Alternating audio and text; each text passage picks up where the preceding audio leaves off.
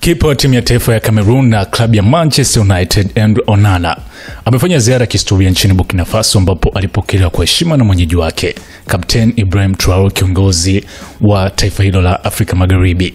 Ziara ya Onana iliandaliwa na Bertrand Traore Foundation, shirika lisilo la kiserikali linaloendeshwa na nahodha wa timu ya taifa ya Burkina Faso na mshambuliaji wa klabu ya Ajax Bertrand Traore. Shirika hilo linajihusisha na kusaidia watoto wanaoishi katika mazingira magumu kupitia miradi ya kijamii. Katika hafla hiyo ya kipekee, Onana alikabidhi kwa Kapteni Traore jezi yake Manchester United kama ishara ya heshima na mshikamano. Kiongozi huyo na kipa Manchester United walionekana wakifurahia kwa kupiga picha pamoja, huku akisifiana kwa maneno ya upendo na uzalendo wa Kiafrika. Onana alieleza furaha yake kwa ziara hiyo kupitia kwenye ukurasa wake wa Instagram akisema, "Ulikuwa ni uzoefu wa kipekee sana usiosahaulika, uliojaa mafunzo mengi.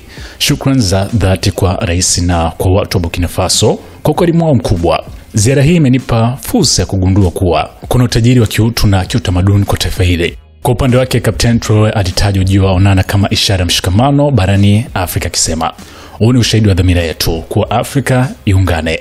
Hii ndilo tunalolitafuta."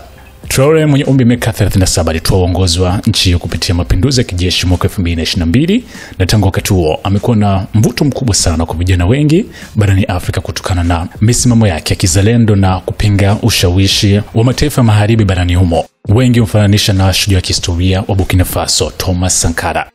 Ziara ya Onana imepokelewa kwa shangwe kubwa sana katika mitandao ya kijamii, huku ikionekana kama mfano wa kuigwa katika kuendeleza mshikamano wa maendeleo ya bara la Afrika kupitia ushirikiano baina ya nyota wa michezo na viongozi wa kisiasa.